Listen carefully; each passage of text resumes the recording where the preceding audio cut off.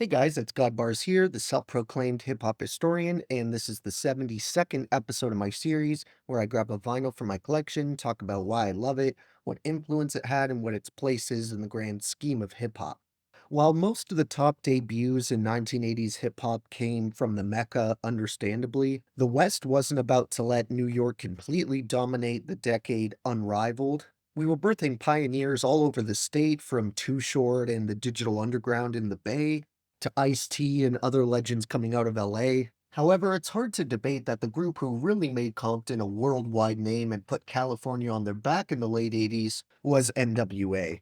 But while Easy, Cube, and company stepped into the spotlight, the D.O.C. was tasked with trying to piece together his musical identity from the shattered fragments he was left with. But I'm getting a bit ahead of myself because while most OG hip hop heads already know this story, I have to remind myself that there might be some younger or more casual fans who don't know all the NWA affiliates. While he wasn't on the roster like the main six were, the D.O.C. was as much of a close affiliate as you possibly could be without actually being in the group. This would result in collaborations between him and the crew, and Dr. Dre producing every track on his debut album No One Can Do It Better. I've often even seen The Formula, one of the lead singles off this album, credited as the song that invented G-Funk. Eazy-E would snag the title of the first NWA affiliate to release a solo album in 1988 with Easy Does It. Then in 1990, Cube's monster of a first album would take the world by storm. But in between these, the D.O.C. would come out with one of the most promising debuts in hip-hop, which in the vein of Capital Punishment, unfortunately would end up doubling as one of hip-hop's biggest what-ifs. Riding off the high the success his 1989 debut gained him, he would end up getting in a severe car accident that would crush his larynx, forever mangling his voice.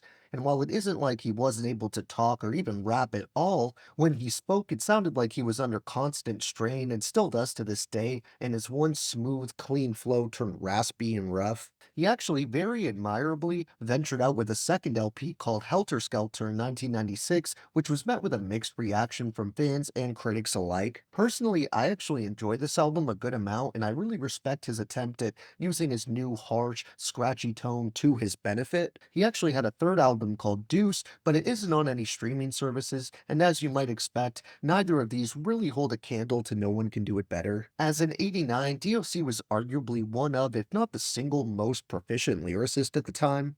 He was doing advanced schemes at a pace most of his contemporaries really couldn't keep up with, and in my opinion, this was the first fully Dr. Dre produced project that he really hit every single beat out of the park for. Sonically, these songs all sound amazing today. It isn't some corny Will Smith song that aged badly and would be almost embarrassing to drive around to. You could throw on virtually any track here, and the D.O.C.'s vocals are still mixed to perfection, the drums are full, and the samples are relentlessly funky and groovy. There's also some welcome guest appearances on here, including Michelle, MC Ren, and the rest of NWA, who turn up on the epic group track that closes this album out, which personally I'd argue is a top 10 hip hop posse cut of all time. Dre saved one of his best beats for last with these rising keys that almost sound like church organs and give each member's verse a build up. But while everyone does their thing as to be expected, my favorite verse has to be Easy's, regardless of who wrote it, partially because his voice never fails to stand out and make a great contrast. The second the mic is passed his way, he lights the track on fire with, "The name is Easy, for me to come off like the enforcer,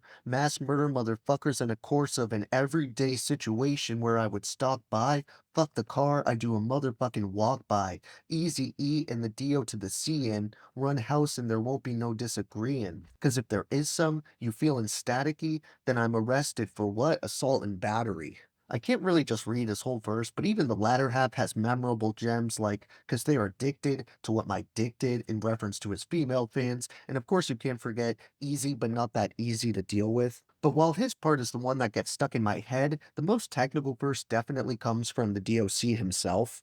The back end of his part wraps the album up flawlessly with, "From the D.O. to the C, I'm just better than the normal man, and I'll be dumb if a sucker can ever compete with the elite. much less beat. It's like dancing with two left feet. Never smile when the D.O.C is in the room, or I'ma send your ass right to the Temple of Doom. I got raw when I came to Cali. Now I'm with NWA on the motherfucking grand finale. I'm gonna leave the grand finale off for my favorite tracks just because I mentioned it so much here, but my honorable mentions would have to be the title track, Lend Me an Ear, Beautiful but Deadly, Whirlwind Pyramid, and Portrait of a Masterpiece. That means my three overall favorites, again, outside of that posse cut, are It's Funky Enough, The Formula, and Mind Blowin'. Thank you for watching my 70-second video. As you may have seen coming, next time we're going back to New York. So check that one out when it drops, and if you enjoyed, be sure to like, subscribe, and let me know what your favorite songs off this West Coast classic are. Don't forget to have a great day, and I'll see you next time, okay?